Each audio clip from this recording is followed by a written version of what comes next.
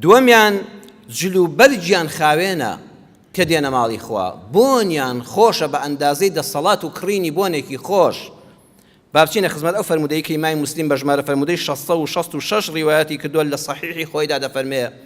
پێغەمبەری خوا صلی الله عليه وسلم فەرمووی من تطهر، من هەر کەسێک جا پیاوێکە کە دێتە مزگەوت ئەو خوشکە ڕووسور و کچە سەربەرزانە من کە ئێستا لە مزگەوتەکان و ماڵی خوادان و شوێنی تایبەتی خۆیان هەیە، ئەمما مەڕیش سپی و بەتەمەنە خاوەن ئەزمونە پڕبەرەکەتانن، ئەم گەنجە جوان و لاوانەی ئەهلی مزگەوتن هەمووانمان دەگرێتەوە. هەر کەسێک لە ماڵەوە فی بەیتیهی لە ماڵی خۆیەوە تەطەهەرە خۆی پاک کردەوە. سەیری حەدیسەکە کەن زۆر جا ئەو حەدیسە کوردیانەم خوێندوێتەوە دەرجمە کراوە لە ماڵە دەستنوێژی گرت. خواخواانە پێغەمبەر صلی الله علیه و سلم نەیفەرمە من تەوەضەئە کەسێ لە ماڵە دەستنوێژی گرت، حەدیسەکە نا گەورەترە لەوە. هەر کەسێ لە ماڵی خۆیدا یەکەم شت جوان جوان خۆی پاک کردەوە، لەشێکی بۆن خۆش پاک و پوخت خۆشوێرا و دەستنوێژێکی پاک و پوختی شەرعیانە دوور لە ئیسراف و زیادەڕەوی و وەسوەسە، ئەمە دەستنوێژەکەی گرت. ئەمجا پاشان جلوبەرجێک کە هەیەی و خاوێنترینە و جوانترینە. پێغەمبەری خوا صلی الله علیه وسلم لە حەدیثێکی تردا فەرموویەتی نەدەبوو ئایا ناکرێ ئینسان توانای ئەوەی هەبێت دوو دەست جلوبەرگی هەبێ، یەکیان بۆ ئیش و کار و کەسابەتە لەش ساغ بێ، یەکیان تەرخانکەی بۆ هاتنە مزگەوت و ماڵی خوا. با پاک و پوخترینەکە جوانترینەکە هەڵگرە لە ماڵە ئەوج لە جوانە لەبەر کرد بۆنە کە عەترێک. بەڵام بەڕێزان عەتر بەخوا ئەم وڵاتەی کوردستانی ئێمە بەداخەوە چۆن بۆتە شوێنی ساختکردنەوەی چی کەلوپەلی پیسی وڵاتانە، کابرای بێویژدان لە خواردەمەنی بەسەرچووی وڵاتانەوە کسپارەکەی دێنە و لێ دەداتەوە ڕقەمێککە هەرچی خواردنە دەیکەنە دەم و ورگی ئەو خەڵکەوە. عەتری بۆگەنی وڵاتانیش کە فڕێ دەدرێ، من معلوماتم هەیە بە هەزار دیناروانە لە بازاڕەیە هەر لە وڵاتان فڕێ درراوە، کابرا لێرە مایەکەی بەلاشە کە بەخوا ئەو عەتر لەوانەیە جێژت کە هەر تووشی نەخۆشیت کە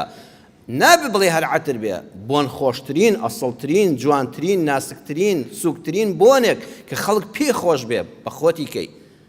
ئەمجا دڵیشت خاوێنکەیتەوە. تەطەهەرە چەند بە قورسی هێناوێتی چاک خۆت خاوێنکەیتەوە، لە ماڵە دڵەکەت خاوێنکەیتەوە بێیتە مزگەوت بە ئومێدی خوا دەچم لەو برایانەی مزگەوتم سەلام و کەلامێکی جوان دەکەم، گردن ئازاییەک دەکەم، هەواڵ پرسیەک دەکەم، چەند دڵم خۆش دەبێت کە مزگەوت بە قەرەباڵغی و دەبینم ئەم دڵە پاک و خاوێنە بێ حەقد و ڕقەت پاک کردەوە لە ماڵە. ئەمجا ثمە سەیری حەدیسەکە کە نەیفەرموو فا یان واو، ثمە بۆ تەراخی یعنی دوای ئەوەی تەواو لە خۆت دڵنیا بووی دیوی دەرەوە و دیوی ناوەت خاوێنە، ثمە مەشە ئەمجا بە پێ وردە دێ کە هاتی بۆ مزگەوت ئەزیزم سیارەکە سەریع مەکە، کە هاتی بۆ مزگەوت گورگەلۆقە مەڕۆ بەخوا ئەفرەی جەماعەت کەوم. پێغەمبەر فەرمووی هێواش بڕۆ هێواش جوان لەسەرە خۆ مادەم کەم تەرخەمین نەکردو، ئەوەی هاتی جەماعەت فریا کەوتی بە ئیزنی خوای گەورە ئەجرەکەت بۆ حیسابە، ئەوەی فریا نەکەوتی تۆ بە نیەتی جەماعەت هاتووی خوا هەر بۆت حیساب دەکا،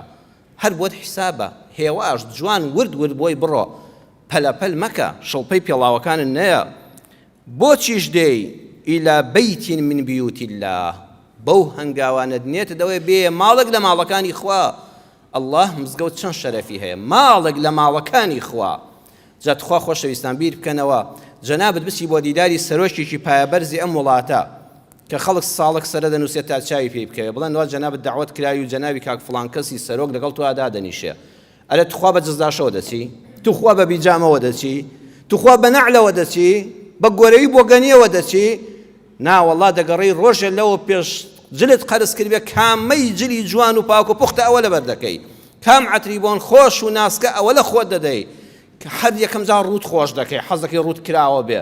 قژت داهێنراو بێ، قسەت شیرین بێ، کۆمەڵە وشەی جوان ئامادە دەکەی.